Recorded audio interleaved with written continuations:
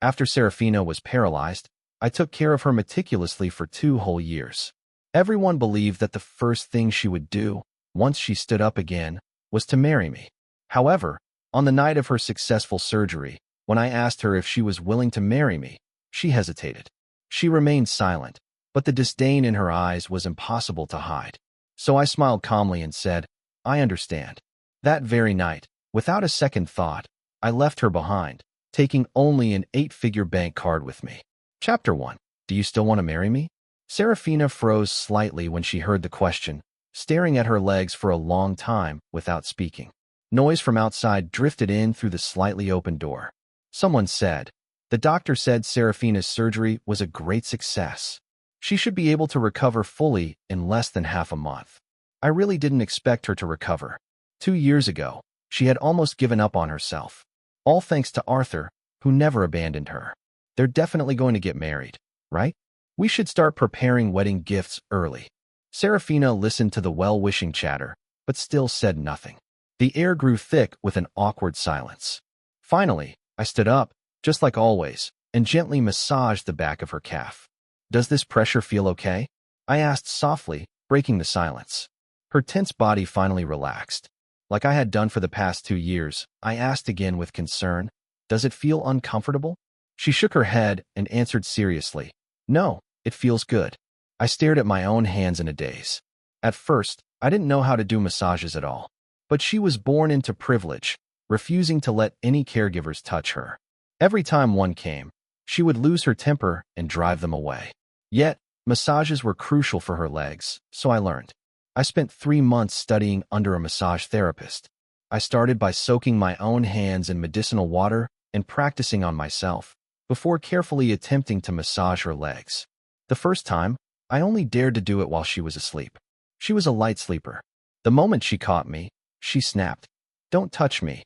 Get your filthy hands off me. Get out." I didn't leave. I simply continued applying pressure on the acupoints I had learned. She couldn't move her legs, so she grabbed a pillow and hurled it at me.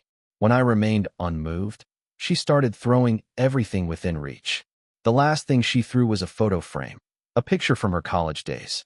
In it, she was holding a trophy in one hand, flashing a victory sign with the other, full of youth and radiance. When the warm blood trickled down my forehead, she looked at me and instinctively tried to reach out, but her paralyzed legs rendered her helpless. Finally, she covered her face and broke into sobs. Between choked cries, she whispered, "Just go. Please leave. Don't stay with me. It's useless.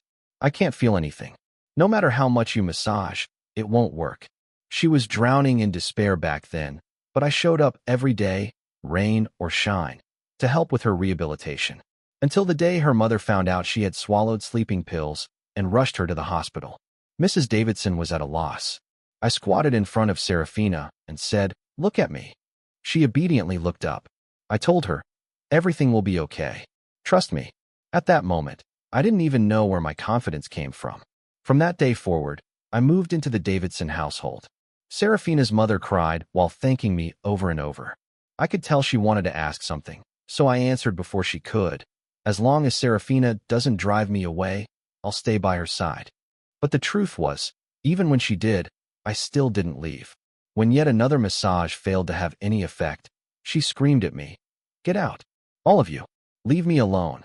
By then, she was already in a wheelchair. Her entire bedroom was in shambles, destroyed in her fit of rage. The only difference was that this time she avoided throwing things at me. After she had vented all her frustration, I leaned in close to her and repeated, "Serafina, trust me." I said that phrase over and over again for 2 whole years. Little by little, her legs began to regain sensation. She could feel pressure, then she started managing small movements, until yesterday, when she finally underwent surgery. Even the doctor was amazed. The operation was a complete success. He said if nothing went wrong, she would be able to stand again. Chapter 2. Serafina's mother, upon hearing the news, pressed a bank card into my hand.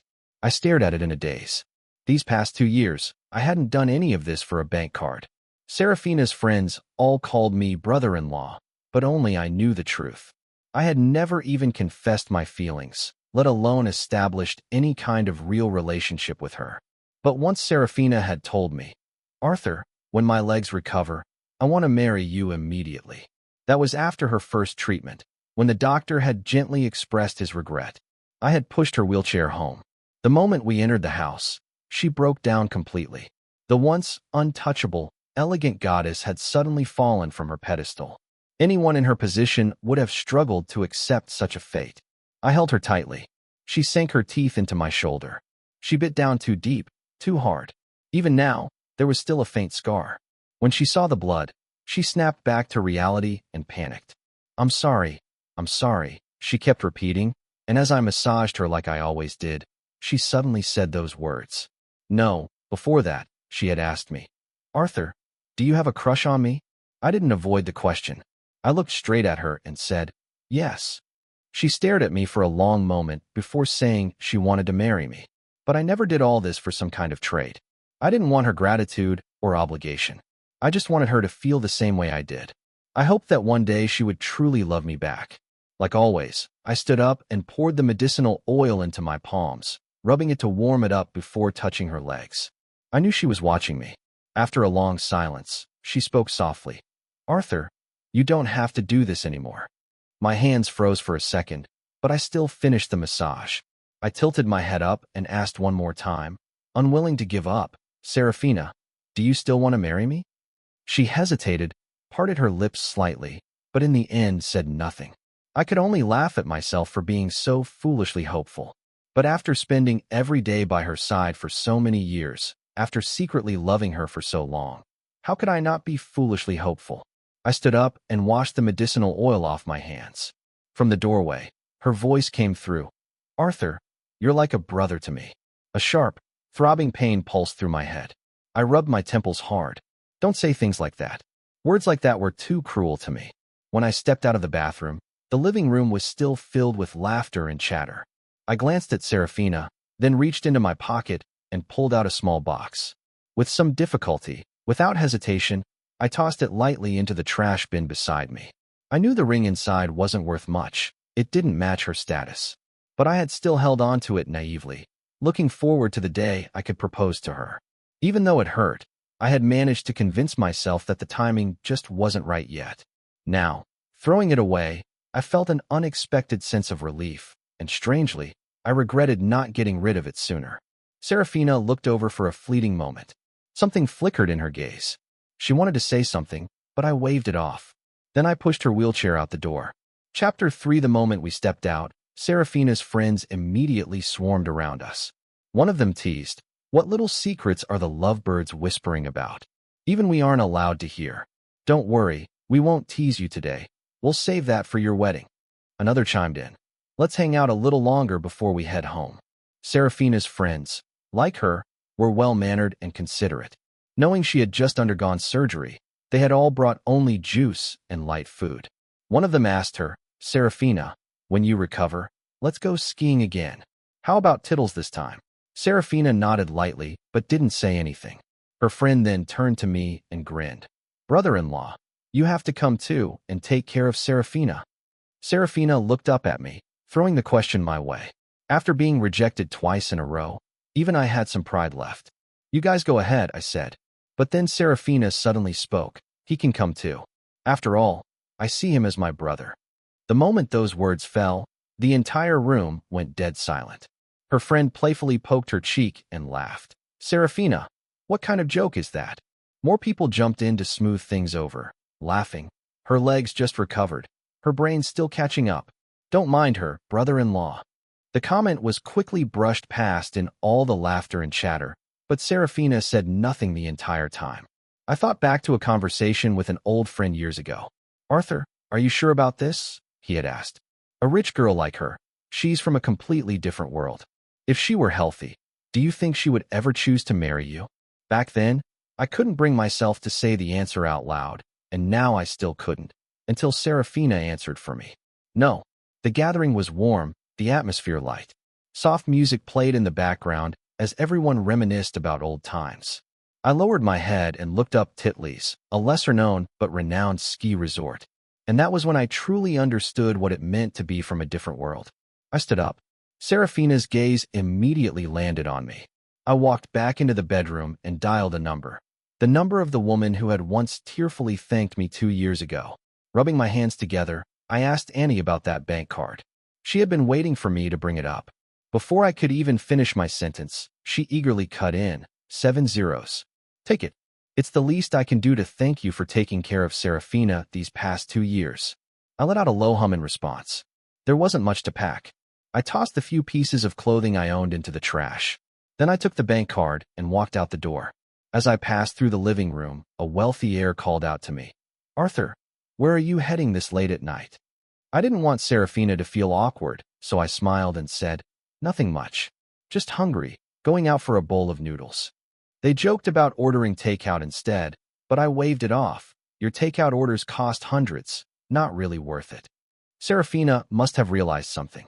She lifted her eyes, staring at me without blinking. I waved to the people inside. I'm off. At 1 a.m., I left the place I had stayed in for the past 2 years, with nothing but a bank card in my pocket. And honestly, it wasn't a loss. Chapter 4. I found myself a place to stay. No longer had to watch over Serafina every second. No longer had to brace myself for her sudden breakdowns in the middle of the night. My body, finally free from the constant strain, felt strangely light. But I wasn't used to it. I couldn't sleep. Instead, I sat on the balcony with a beer in hand, gazing at the sparse stars in the sky. The world was utterly silent, and for the first time in a long while, I could hear my own thoughts. I thought I'd feel sad. I thought I'd be heartbroken. But I wasn't.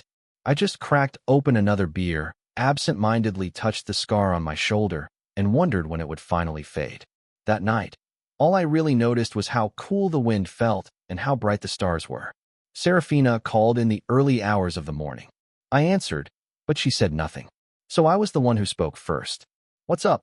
She hesitated, as if testing the waters, before finally saying, Arthur, I feel like eating your homemade meat buns for breakfast.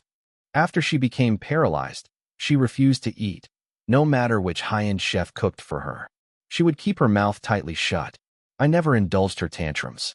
If she didn't want to eat, then she wouldn't eat at all. Instead, I sat right in front of her and devoured Cantonese dim sum with exaggerated relish. On the third day, she finally caved and asked for a bite of shrimp shumai. Later, she stopped liking restaurant food because I had learned to make it myself. But just yesterday, her silence was still fresh in my mind, so I answered calmly, Serafina, I'm gone. The line went quiet. For a long moment, I didn't know what else to say, so I simply hung up. The money in my bank account was staggering. I stared at the number of zeros in disbelief, counted them over and over, yet still couldn't wrap my head around it. Only when I carefully put the card away did I finally understand what my friend had meant when he said, she's not from our world. He was right. My parents were just ordinary people. When they heard I was taking care of my paralyzed girlfriend, they even came to visit. Back then, Mrs. Davidson had treated them with overwhelming warmth, but they were visibly uncomfortable. After we got home, my dad said, if it's too much, just let it go. We're from different worlds. It wasn't until now, 2 years later, that I finally understood what Mrs. Davidson had been doing. She had served an extravagant feast that even Serafina found excessive. For my parents, two simple people from a small town, it had been overwhelming. Mrs. Davidson's generosity hadn't just been about gratitude. It had been a message, a reminder, loud and clear. We are not the same. With that bank card, I went ahead and bought a new apartment. Not a single zero had been touched. The next few weeks were spent busying myself with renovations and errands. And then half a month later, I ran into Serafina again at a cafe near my new place. Her friends were teasing her. Serafina, if Arthur really leaves, you'll regret it for the rest of your life. Another friend chimed in. He's been doting on you for years. Just go and act a little spoiled. Say sorry or something. Someone else added. I'm still calling him my brother-in-law. Chapter 5. Serafina hadn't been outside for 2 years. Her skin was so pale that under the sunlight, her face was almost blindingly white. Hearing her friends' half-joking, half-serious remarks, she gave a half-hearted smile and said dismissively, if Arthur shows up in front of me right now, then we'll see. Unfortunately for her, I was sitting just one table behind them. I heard every word. I shifted slightly to the side, trying to avoid the situation, but the next second, my friend Marcus walked into the cafe, calling out to me in his usual cheerful voice, Arthur. He jogged over and grinned. They have your favorite croissants today. The moment Marcus's voice rang out, Serafina's table fell silent. I could feel their eyes trailing after him, following his movements until they saw me. Marcus placed the food in front of me and frowned at my sudden change in expression. What's wrong? Sensing my discomfort, he tensed up instinctively. But then I realized there was no need to let Serafina and her friends affect my mood. So I smiled and said, nothing. Sit down. This isn't the dulce de leche one, is it? Just like that, the conversation moved on, but we were seated too close.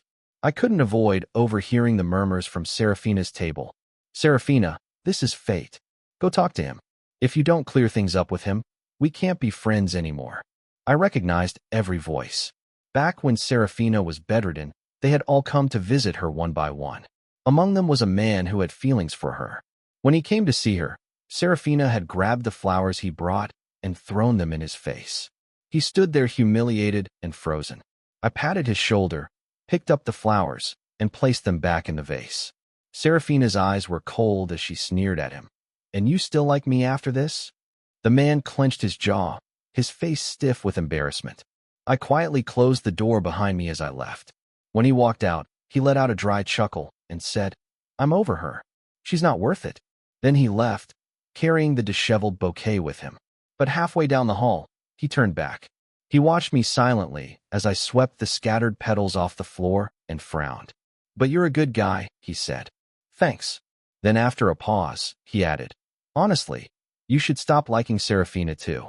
She doesn't deserve you. After that, Marcus and I became friends. We'd go out for drinks and barbecue sometimes. Serafina had always been surrounded by decent people. As I reminisced, Marcus kept chatting beside me. It wasn't until Serafina's voice rang out that I snapped back to reality. Arthur, I instinctively looked up. Her lips were pressed tightly together.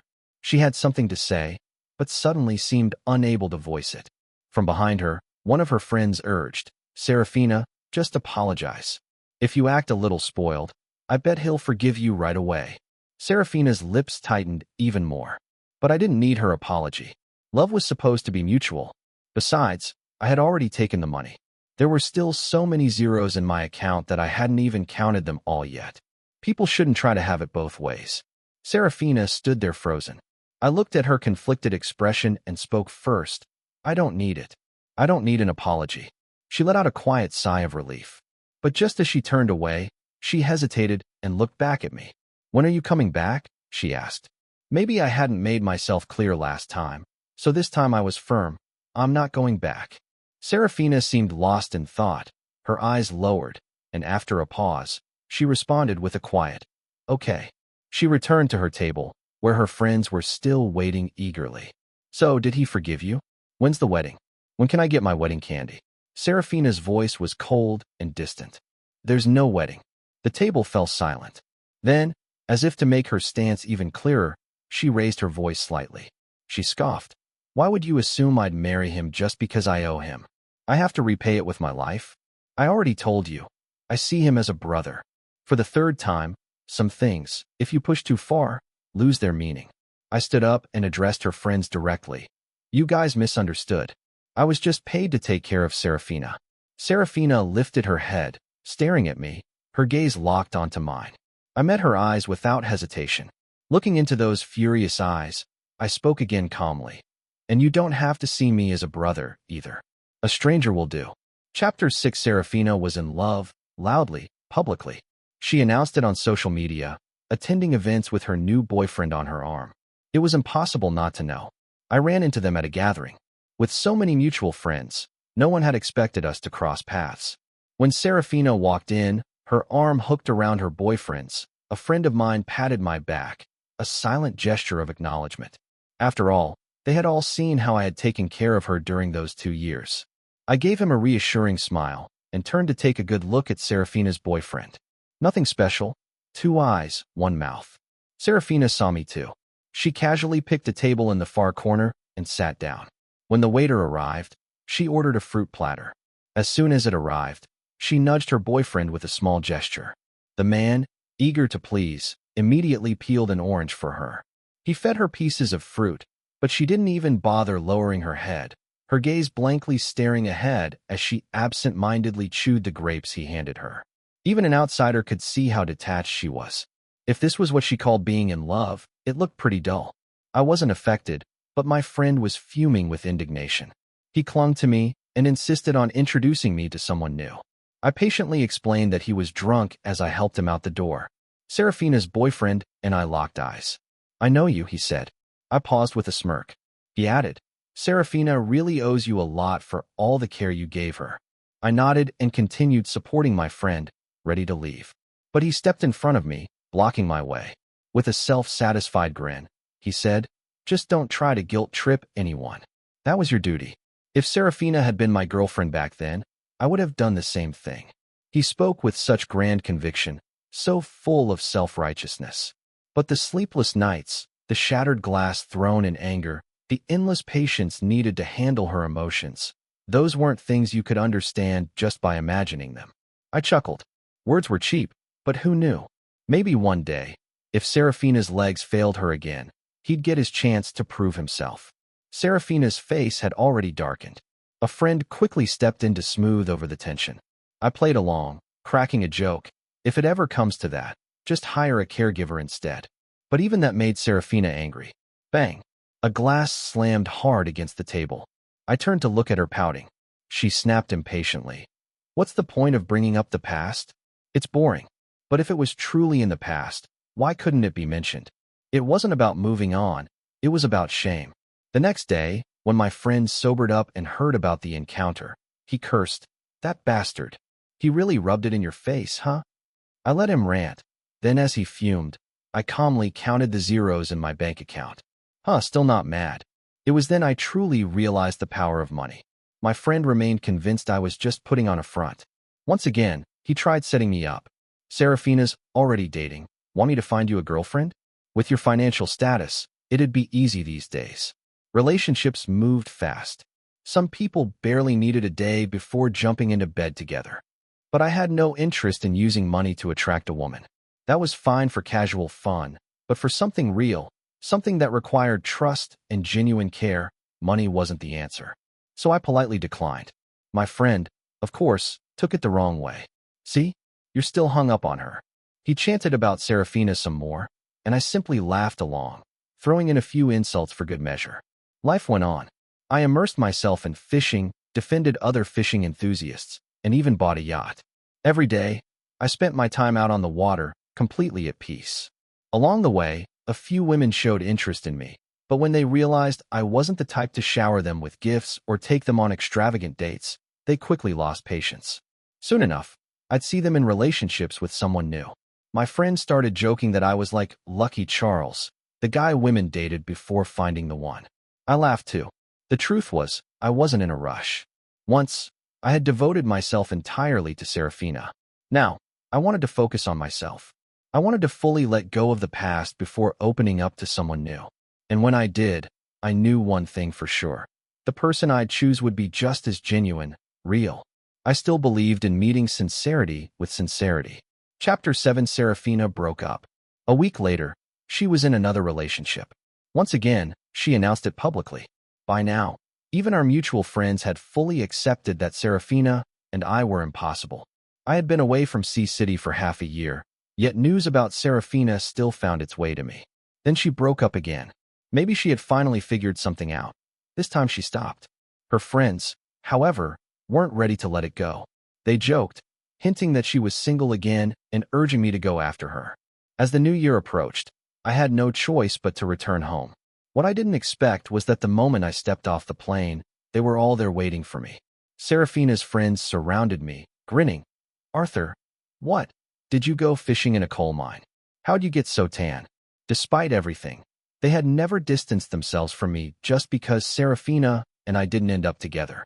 One of them had even messaged me the day I cut ties with Serafina, saying, "Arthur, even without Serafina, I still want to be your friend." But what I really didn't expect was that Serafina was there too. She stood at a distance, staring off into space, lost in thought. But eventually, she took a step forward and said to me, "Long time no see." Half a year ago, she had barely concealed her resentment toward me, and now she was greeting me like an old friend. I responded politely, long time no see. She hesitated before speaking again. My legs. Before she could finish, my phone rang. I gave her an apologetic smile and answered the call. A bright, cheerful voice came through the line. Arthur, where are you? Her energy was contagious. I smiled. I'll send you my location. Don't rush, take your time. When I hung up, my friends had already made plans for dinner. After they finished talking, I asked, mind if I bring someone along? They were instantly curious. Who? Who are you bringing? Just then, a girl in a pink down jacket came running up to me, full of energy. I had told her to slow down, but she still dashed straight to my side. Without hesitation, she grabbed my hand, clinging to me as she said, I missed you so much. Her movements were too fast. No one had time to react. I tried to take her suitcase from her, but she refused to let go. Smiling, I introduced her. This is Eleanor, my girlfriend. Fate is funny. Sometimes love shows up when you least expect it. Eleanor truly loved fishing. What started as a shared hobby turned into a deep, effortless connection. I had prepared myself for the possibility that she might leave after learning about my values, but she didn't. She was lively, independent, and we saw the world the same way. Before I even realized it, she had become a constant presence in my life. My friends exploded in laughter. Arthur, you've been hiding her from us all this time, huh? If you hadn't come back, we'd never have met her. Another one added, no excuses. You're paying for dinner. It wasn't that I had been hiding her. I just hadn't expected her to come with me. I had missed my original flight due to traffic. When I rescheduled, she had sent me a pouty. Why aren't you here yet? I hate you. Only then did I realize she had bought the seat next to mine. But fate played a trick on us. We missed each other anyway. She had landed earlier and had been waiting for me at the airport. As my friends continued teasing me, I raised my hand in surrender. All right. Dinner's on me. Eleanor mimicked my gesture, grinning as she echoed, dinner's on me. Her outgoing personality quickly won everyone over. When we arrived at the restaurant, the seats were perfectly arranged, just enough for everyone, not a single chair extra. That's when someone noticed Serafina wasn't there. They called her, and her voice on the other end was unclear. My legs suddenly started hurting. I went to the hospital. No one could sit still after hearing that. That's sudden. Are you okay? What did the doctor say? She replied, it's nothing. The doctor just told me to rest. You guys eat, don't wait for me. But given her past condition, no one felt comfortable just staying put. Seeing their hesitation, I gave them an out. Go check on Serafina. We can have dinner anytime. I turned to Eleanor and said, we're tired anyway. We'll just head home and rest. Eleanor, unfazed by the unexpected change of plans, cheerfully waved them off. As we walked back home, she pointed at every little thing along the way, asking endless questions. She had something to say about flowers, street signs, even the stray dogs on the sidewalk. By the time we reached my place, neither of us expected to see Serafina standing at my door. Eleanor's grip on my arm faltered for a moment. Then she stepped forward and spoke first. Serafina's sister, right? Her voice was sweet, warm, and respectful. She even called her sister. I instinctively glanced at Eleanor. Serafina gave her a small smile, but didn't answer her. Instead, she looked at me. Arthur, Chapter 8. Her eyes were on me. Long time no see, she repeated. Eleanor, despite being ignored, remained unbothered. She simply held my hand and stood quietly beside me. Serafina seemed to have more to say. I took a step forward, cutting her off as I introduced Eleanor. This is my girlfriend, Eleanor. Serafina's lips twitched into a smile before she gave a barely audible response. Then she added, my legs might have a problem. Eleanor responded immediately, her voice filled with concern. If your legs aren't doing well, you should go to the hospital right away. Do you need me to call an ambulance for you? She even took out her phone, explaining seriously. After all, my boyfriend isn't a doctor. Serafina ignored her and called my name again. Arthur. Eleanor, however, wasn't about to let it slide. She turned to me and asked directly, Arthur, why isn't she answering me? How was I supposed to know? But before I could reply, Serafina spoke again. Arthur. Eleanor refused to let up. She leaned in close, her face right in front of mine. Arthur, why? I sighed and gently pushed her forehead away. I don't know. She pouted and leaned in again. I could never win against her. So I instinctively reached for my keys and started unlocking the door. Then at the last second, I realized Serafina was still standing there. Eleanor, ever straightforward, reminded me bluntly, "Arthur, you forgot. Serafina is still here." Serafina's expression flickered momentarily, faltering. Seeing my gaze return to her, she finally spoke. "Can we talk?" Eleanor shook my hand, looking up at me. "Arthur, what do you need to talk to her about?" And in that moment, I suddenly realized she had been acting like a classic, pretentious coquette all along. I caught on a beat late, but still played along. "I don't have anything to talk about with her." With that, I closed the door. Inside, Eleanor immediately clung to my arm. "I'm jealous," she pouted. I ruffled her hair. "Jealous of what?" She knew everything about my past with Serafina. When we started dating, I had told her everything, left nothing out. What was there to be insecure about? She pursed her lips. "I hate that you're such a blockhead."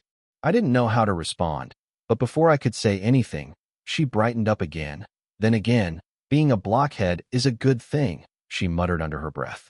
"It means you don't even notice when other women are trying to flirt with you." At night, Serafina called. "Arthur," she said, "did you know your girlfriend had a 4-year-long first love?" She really was in the hospital. Her condition was unclear. But all those exes who had once sworn they'd never abandon her, they showed up at the hospital one after another. My friends even started placing bets on how long they'd last. The answer? 2 days. Most didn't even last a few hours. My friends told me she deserved it. They warned me not to soften. Of course I wouldn't. The moment I took the bank card, I had no intention of looking back. Then one night, Mrs. Davidson messaged me. "Arthur, can you meet Serafina alone?" Eleanor was right beside me when the message came. I refused outright. "Sorry, my girlfriend might not be okay with that." She called me, her voice desperate. "I'm begging you. I'll give you as much money as you want. Serafina can't just stop eating. Please, just let her eat." Why is this happening to Serafina? Her words were incoherent, her voice breaking apart. From what little I gathered, Serafina's condition wasn't minor. Mrs. Davidson sobbed. "Why does this have to happen to us? Please, she needs to eat." Eleanor, always understanding, squeezed my hand and said softly, "It's okay if you see her. Don't worry about me." But what was the point? There was no relationship left between us.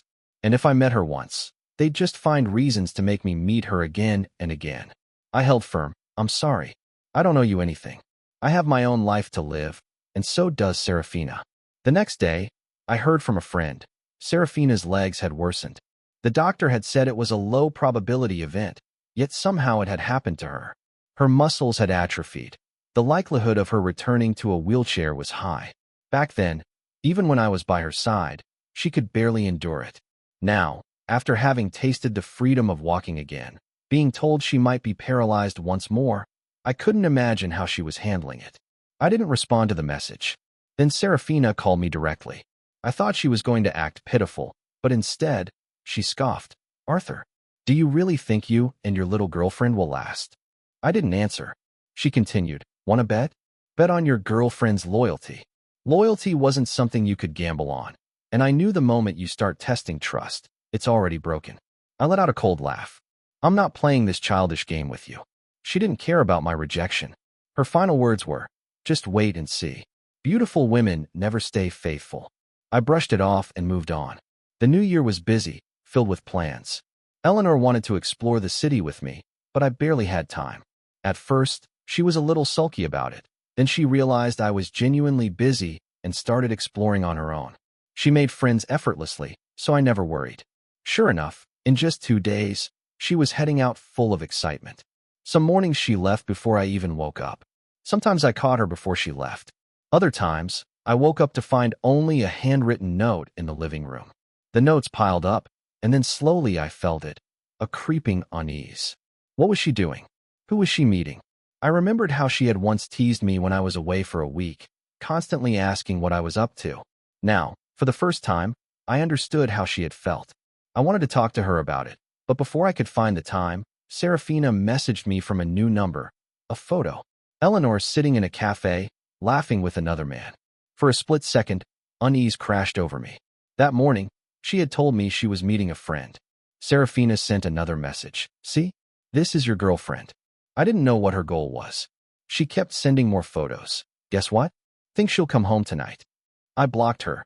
Chapter 9. I sat at home, hesitating before finally texting Eleanor. What are you up to? Her reply came quickly. Having dinner with friends. I swallowed down my unease and typed. What time will you be home? She responded, around 10. So I waited until 10. Time crawled by. I sat on the couch, restless and anxious, watching the clock tick away. 11 came. Eleanor still hadn't come back. Not even a single message. Then Serafina called me from another new number. She let out a cold chuckle. So, am I right or am I right? Beautiful women never stay faithful. I frowned. What was she trying to achieve? I sighed. Even if Eleanor did betray me, so what if she cheated? I'd break up with her. Then I'd move on and find someone else. It was that simple. I had never been the type to lose the courage to try again just because I got hurt. Back then, when that guy told me Serafina didn't deserve me, I had doubted him. She had seemed kind, smart, someone with countless good qualities. How could she not deserve me? But now, looking back on those 2 years objectively, she had a terrible temper. She had given up on herself. She had access to the best medical care, but refused to put in the effort to recover. And now she wanted to drag me down with her. She really didn't deserve me. I waited until 1 a.m. Eleanor still wasn't home. But why was I waiting? Why was I listening to Serafina instead of asking Eleanor directly? Why was I letting someone else interfere in my relationship? I grabbed my coat and headed out the door, and just as I stepped downstairs, I ran into Eleanor. She was just getting out of a car. In the driver's seat was a man, the same man from the photo. The moment she saw me, she stiffened, looking a little flustered. Arthur. She called my name, quickly explaining, I got home a little late. The man in the car noticed me too. He gave me a casual wave. The car started to pull away. I stepped forward and knocked on the window. The man hesitated before rolling it down. What's up? He asked. I looked at him and asked directly, Are you Eleanor's first love? His expression shifted, suddenly uneasy. You're Eleanor's boyfriend, right? Don't misunderstand. I cut him off, yes or no? Eleanor, realizing I was angry, hurried over. The traffic was bad, she said, her voice anxious. That's why I got back late. 10 o'clock, she had said. It was now past 1 a.m. How bad could traffic possibly be? I repeated my question, yes or no? Yes, the answer was yes. We had been together for so long, and she had never told me about her first love. Some people wouldn't care, but I did. Right then and there, I broke up with her. The man jumped out of the car, rushing after me, trying to explain. Man, I swear I wasn't trying to get in between you two. I was just in town for work, and Eleanor was traveling too, so we just grabbed a meal. We didn't do anything. You can check the security footage if you want. The more he spoke, the more frustrated I became. It wasn't about what they did or didn't do. It was about trust. Eleanor cut him off. Stop talking, she said sharply. The man hesitated, then sighed, looking guilty. Eleanor turned back to me, quickening her pace to catch up. She followed me all the way home and blocked the door, refusing to let me in. We need to talk, she said. I looked down at her. No, we don't. From the very beginning, I had been clear about what I wanted in a relationship. Mutual honesty, complete transparency. I had told her everything about me. She had hidden him. She had hidden their dinner. I wasn't oblivious. I had simply chosen to act oblivious for her sake. I had chosen to be a man who wasn't interested in casual banter with other women, who didn't entertain meaningless conversations. I had chosen to keep my distance from everyone else. I had chosen to be reserved for her. I had chosen to be hers. And in the end, she had kept secrets from me. I exhaled, my voice calm. It's over. Chapter 10. This relationship had started fast, and it had ended just as quickly. When my friends invited me out and told me to bring Eleanor along, I responded openly. We broke up. They sighed in sympathy, then immediately started trying to set me up with someone else. I still refused. I was still waiting for someone sincere, and if she never appeared, I would rather be alone. Mrs. Davidson continued calling me, pleading with me to visit Serafina. I still refused. Instead, I sent over all the meal plans, prescriptions, and medical guidance she needed. Then I booked a flight back to my hometown. This time, I didn't miss my flight. When I took my seat, I noticed Eleanor sitting right beside me. She grinned, her eyes curving into crescents. Arthur, this time we didn't miss each other. But she was still too young. She didn't even understand what I was thinking. She only wanted to get back together. She pouted and clung to my arm, her voice soft as she pleaded. I was wrong. Let's get back together. I promise I'll be good. Forgive me, Arthur. Can't we just be happy together? She repeated the same words over and over, but none of them touched the real issue. Mrs. Davidson had begged me over and over to see Serafina, and I had rejected her outright. So why should I have to meet Eleanor's first love? I replied simply, no, we're not getting back together. Let's end it here. When we got off the plane, she stood there looking pitifully at me. But when I turned away to call for a taxi, I glanced back. She was already gone. She had been passionate and sincere, but she was still too playful, too young. That was okay though. At the very least, I had gotten to experience her warmth, and when the time came, I would still take my next relationship seriously.